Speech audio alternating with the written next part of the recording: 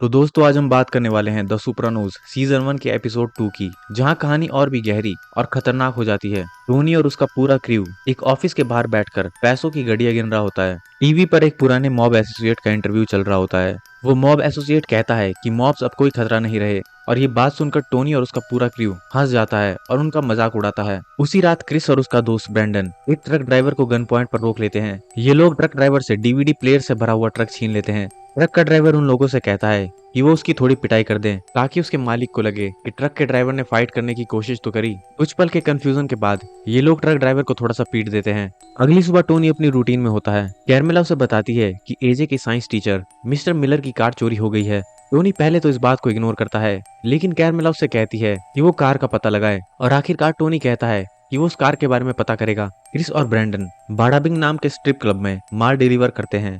Brandon Tony को impress करने की कोशिश करता है, लेकिन टोनी उसे सीरियसली नहीं लेता। बाद में टोनी क्रिस से कहता है कि उसे ब्रैंडन बिल्कुल भी पसंद नहीं है, क्योंकि वो ड्रग्स लेता है।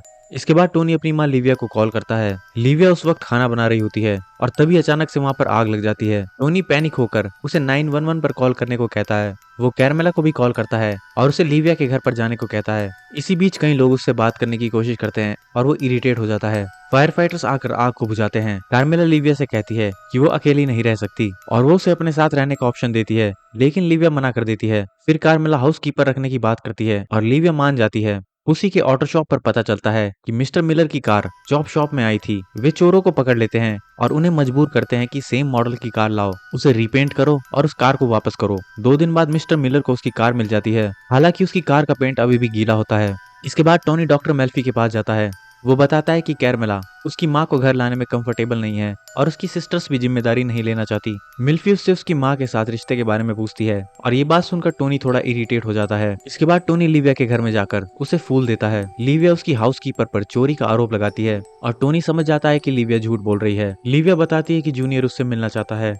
टोनी और जूनियर जैकी एपरेली सीनियर से मिलते हैं। जूनियर बताता है कि क्रिस और ब्रेंडन ने उनके प्रोटेक्शन वाले ट्रक को लूट लिया है। टोनी कहता है कि वो पैसे वापस दिलवाएगा। टोनी माइकी का सार्कास्टिकली मजाक भी उड़ाता है। इसके बाद लिविया के घर पर कार्मेला उसे खाना देने जाती है, और कार्मेला देखती है कि लिविया की हाउसकीपर गुस्से में वहां से जा रही है। लिविया फिर भी इनोसेंट बनने की कोशिश करती है। इसके बाद टोनी प्रोजैक लेकर क्रिस और ब्रेंडन से मिलता है। टोनी इन दोनों को डांटता है कि उन्होंने पैसे वापस क्यों नहीं दिए। टोनी ब्रेंडन को बाहर निकाल देता है, और फिर क्रिस चुपचाप पैसे वापस दे देता है। टोनी क्रिस को वार्निंग देता है कि वो जूनियर के काम से दूर रहे। टोनी मीडो से डक्स के बारे में बात करता है, और फिर कार्मेला से कहता है कि उसे अपनी माँ पर गर्व है। लेकिन उसी समय लिविया एक एक्सीडेंट कर देती है। लिविया गलती से रिवर्स गियर की जगह फर्स्ट गियर डाल देती है, जिससे उसकी कार एक औरत से टकरा जाती है। टोनी मिल्फी को बताता है कि लिविया को चोट लगी है और दूसरी महिला का हिप टूट गया है। डॉक्टर्स कहते हैं कि लिविया को नर्सिंग होम भेजना चाहिए, और मिल्फी भी उसे यही सलाह देती है कि लिविया को नर्सिंग होम भेज देना चाहिए। रात में क्रिस, एड्रियाना और ब्रेंडन क्लब में ड्रग्स लेकर जाते हैं। ब्रेंडन एक नया प्लान बनाता है जिसमें वो दोबारा से एक चोरी करने वाले थे। क्रिस पहले एग्री करता है, लेकिन बाद में मना कर देता है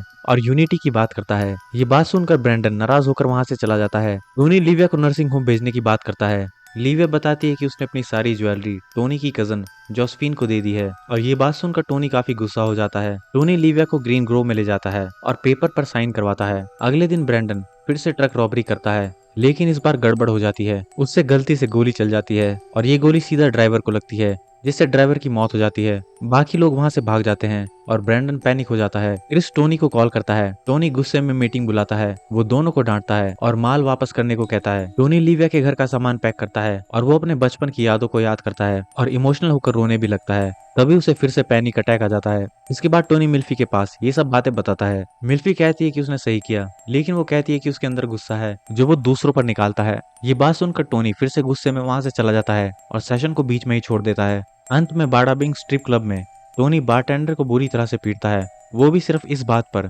क्योंकि वो बारटेंडर फोन को ठीक से इस्तेमाल नहीं कर पाया था। और टोनी की यह हरकत साबित करती है कि टोनी का गुस्सा अब उसके नियंत्रण से बाहर हो चुका है। एपिसोड सेकंड हमें दिखाता है कि टोनी के अंदर का इमोशनल कॉन्फ्लिक्ट कितना डेंजरस बनता जा रहा है। एक तरफ फैमिली इश्यूज और दूसरी तरफ क्राइम वर्ल्ड, दोनों मिलकर उसे धीरे धीरे तोड़ रहे हैं। और इसी के साथ एपिसोड सेकंड खत्म हो जाता है।